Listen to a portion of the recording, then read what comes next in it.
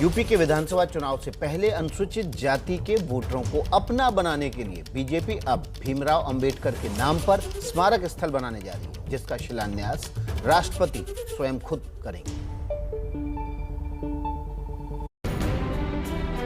UP में विधानसभा चुनाव sir पर है। राजनीतिक पार्टियां वोटरों को लुभाने के लिए अपने अपने दांव चलना शुरू कर चुकी हैं। इसी लिहाज से भारत रत्न बाबा साहब भीमराव अंबेडकर के नाम पर बनने वाले स्मारक को इस चुनाव के नजरिए से अहम कदम माना जा रहा है।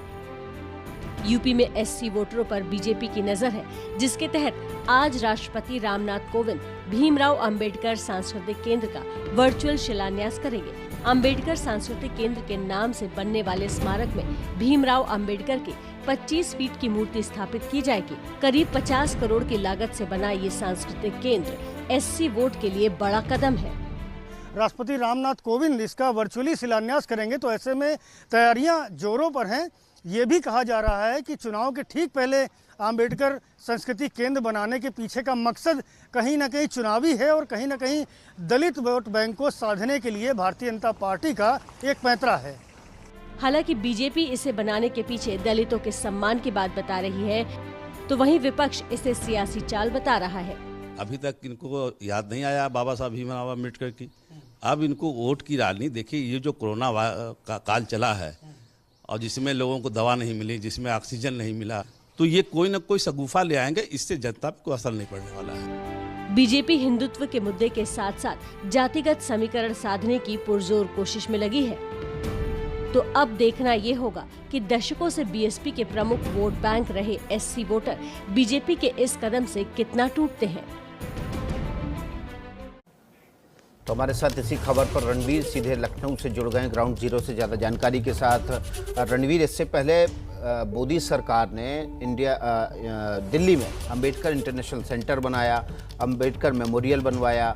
लंदन में भी जो अंबेडकर का मेमोरियल है, जो घर है, उसको अपने कब्जे में लिया, वहाँ पर भी म्यूजियम बनाया।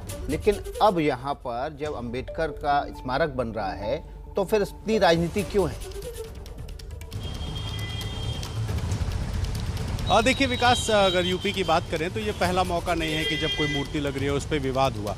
आपको याद होगा 2007 से 2012 तक मायावती मुख्यमंत्री थी और उन्होंने अपनी खुद की मूर्ति लगाई थी काशीराम जी के साथ में, और मुख्यमंत्री रहते अपनी मूर्ति लगवाने को लेकर विवाद हुआ। हाल फिलहाल में जब विकास दुबे एनकाउंटर केस हुआ था, उसके कुछ दिन बाद जब ब्राह्मणों को लेकर राजनीति शुरू हुई, तो समाजवादी पार्टी ने कहा कि हम भगवान परशुराम की मूर्ति लगाएंगे। अभिषेक मिश्रा जो पूर्व मंत्री हैं, उन्होंने ऐलान किया बाकायदा की ज़मीन देखी जा रही है, पत्थर देखे जा रहे हैं। तो और 7 महीने चुनाव बचे हुए हैं, और 7 महीने चुनाव बचने से पहले जो राजनीतिक समीकरण होते हैं वो साधे जाते हैं। अंबेडकर जी के नाम पर जाहिर है कि वो महापुरुष हैं और संविधान को लेकर उनका जो योगदान है उसको ना कोई भूल सकता है और न ही उनकी जो चर्चा है उसको ख़त्म की जा सकती है। लेकिन विपक्ष के पास ये मौका है कहने का कि साहब सरकार जो है अब वोट बैंक की राजनीति के लिए काम कर रही है। आपको बताएं कि लखनऊ में ऐशबाग में जिस ज़मीन पर ये स्मारक बनेगा वो 1.34 एकड़ ज़मीन है। राष्ट्रपति शिलान्यास कर रहे हैं। 25 फीट की मूर्ति के अलावा उसमें लाइब्रेरी और म्यूजियम भी होगा,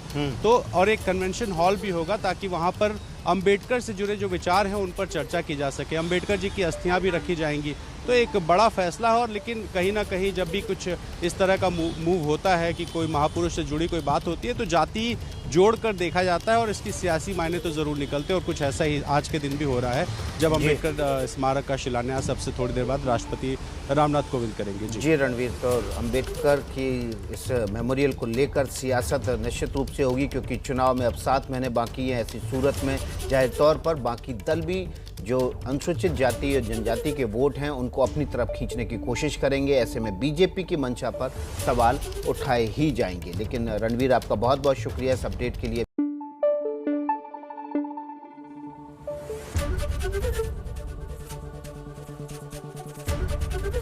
एबीपी न्यूज़ आपको रखे आगे।